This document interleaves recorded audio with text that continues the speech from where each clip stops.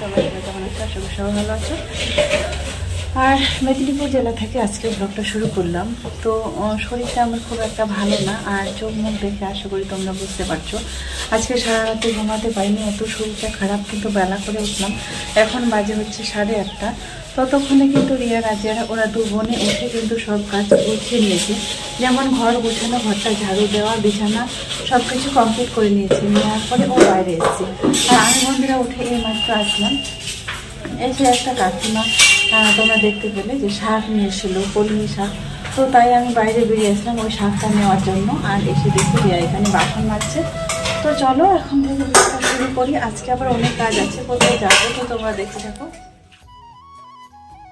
তো বন্ধুরা চলে এলাম ঘরে। তো এখন শাকটা বাছবো, আর ওইদিকে রান্না বসানো আসো। ও বাসনটা মেজে আসলে ভাতটা বসে দিবে, আর আমি বসে বসে শাকটা কেটে দেবো। যেন দাঁড়িয়েও থাকতে পারছি না, এমন মাথা ঘুরছে। সুগারটা বেড়ে যাওয়ার কারণে কি বলো তো, মনে হয় যেমন লো প্রেশার হয়ে যায়, সোজা মানে দাঁড়িয়ে থাকতে পারি না, মাথা ঘুরায়। সেম ঠিক ওই রকমই লাগছে মানে শরীরটা। তো যাই হোক, কথা বলতে পারছি না, এত কষ্ট হচ্ছে। আজকে সারা রাতে প্রচুর কষ্ট করেছি, ঘুমাতে পারিনি এমন পর্যন্ত। তো চলো বন্ধুরা, কী করবো।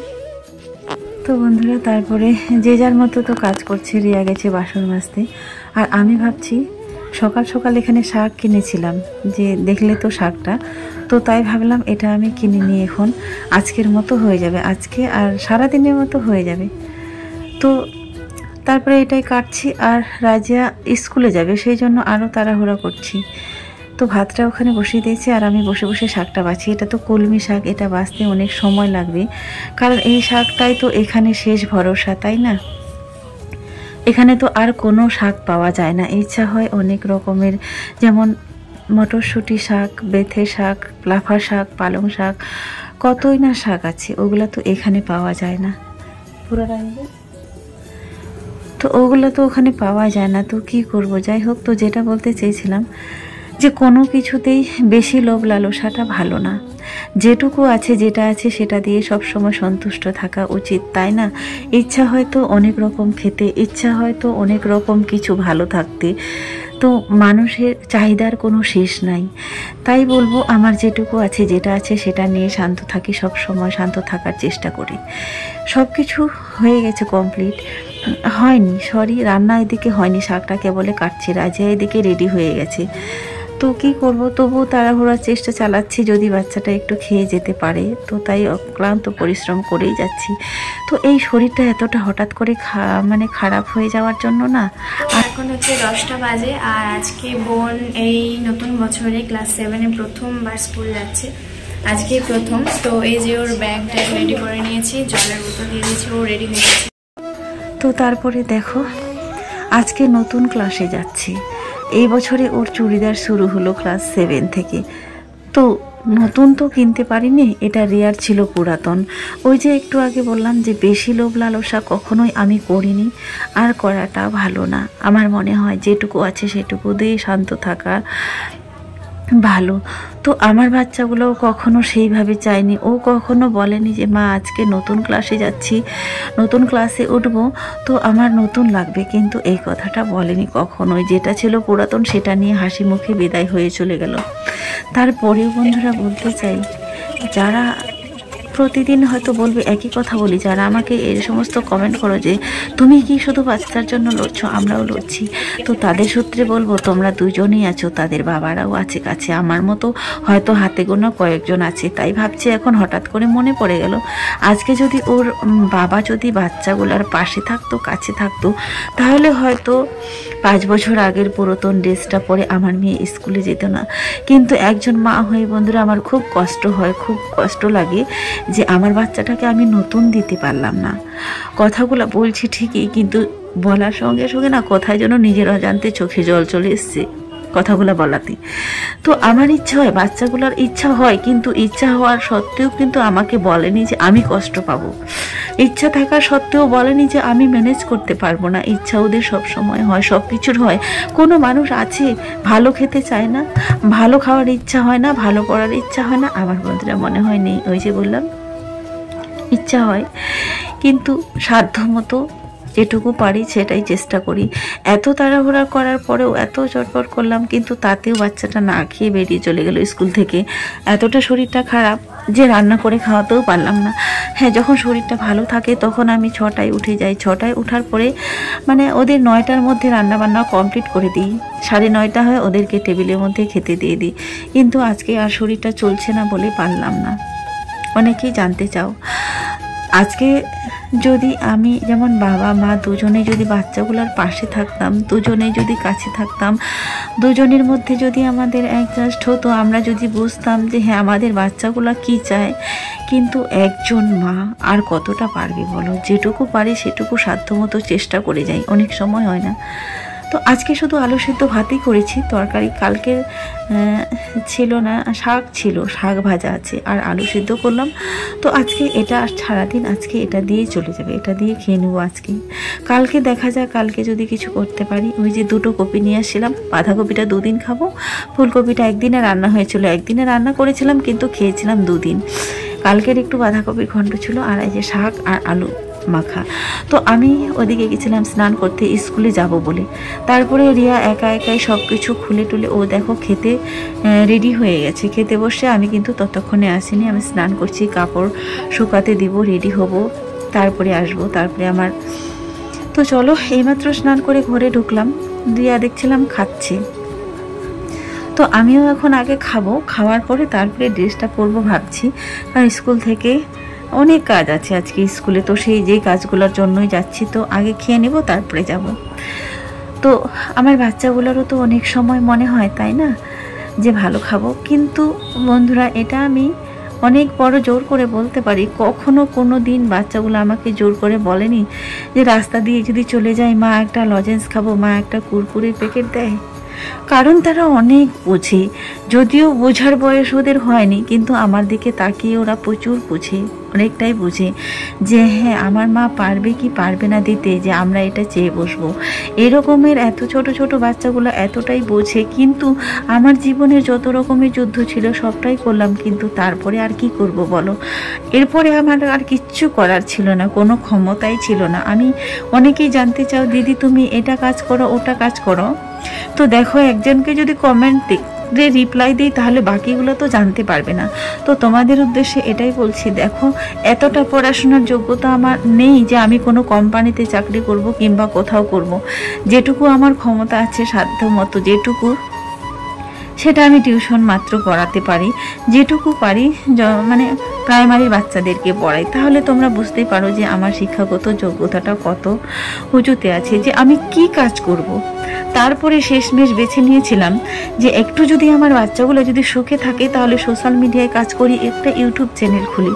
কিন্তু সেখানে বন্ধুরা কোনো সফলতা পাইনি, এখনো পর্যন্ত কোনো কিছুই পেলাম না। না চ্যানেলটা গ্রো হলো, না ভাইরাল হলো, না ভিউজ হলো, কোনো কিছুই হলো না।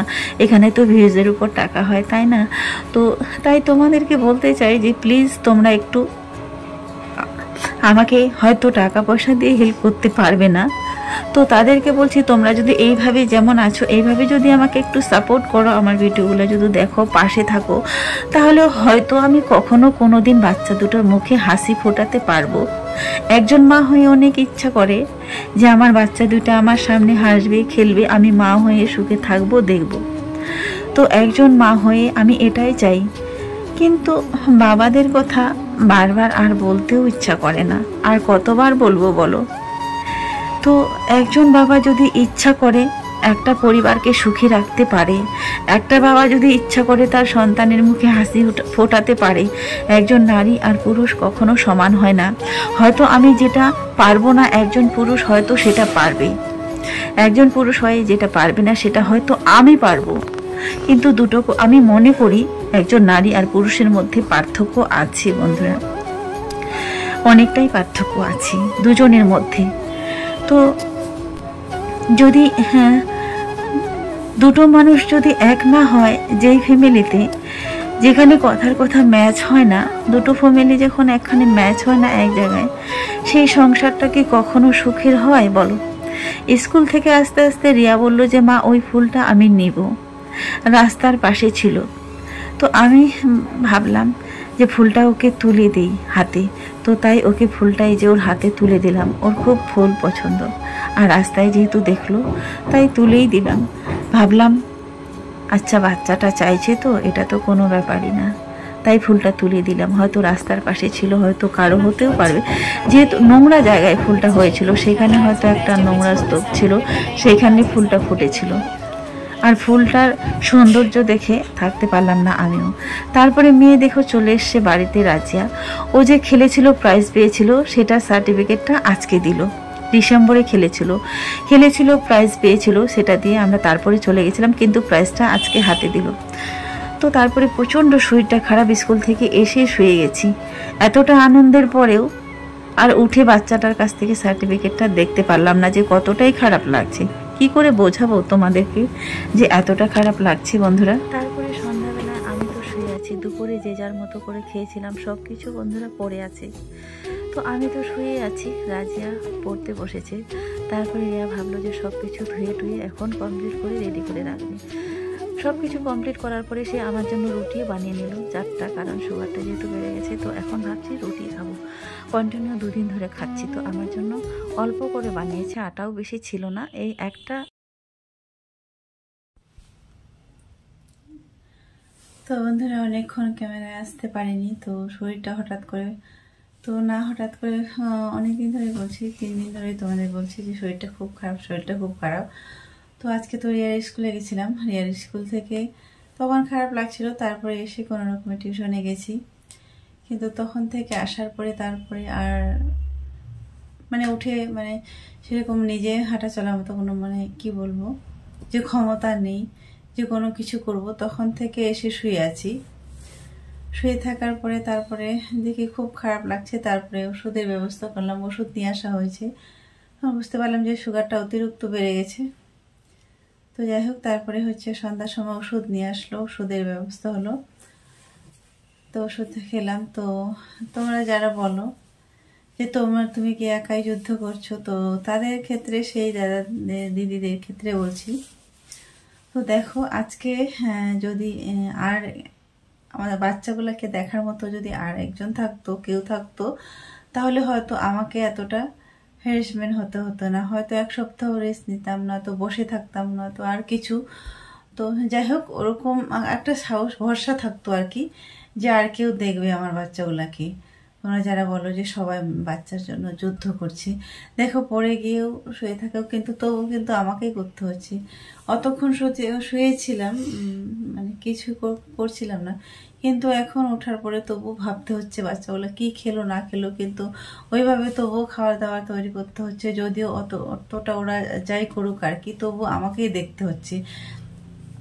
যেমন ছোটটা সকালে রান্না করতে করতে না খেয়ে চলে গেল। তো সত্যি যে খুব খারাপ লাগে তখন ওই সময়টায় আর কি, তখন মনে পড়ে যায় অনেক কিছু, যে আরও যদি কেউ থাকতো তাহলে হয়তো বাচ্চাগুলো একটু সাপোর্ট পেতো, ভালোবাসা পেতো।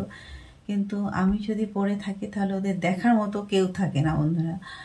তো সেটাই বলছি। তো দেখো আজকের মতো এখান থেকে শেষ করছি। সবাই ভালো থেকো, সুস্থ থেকো।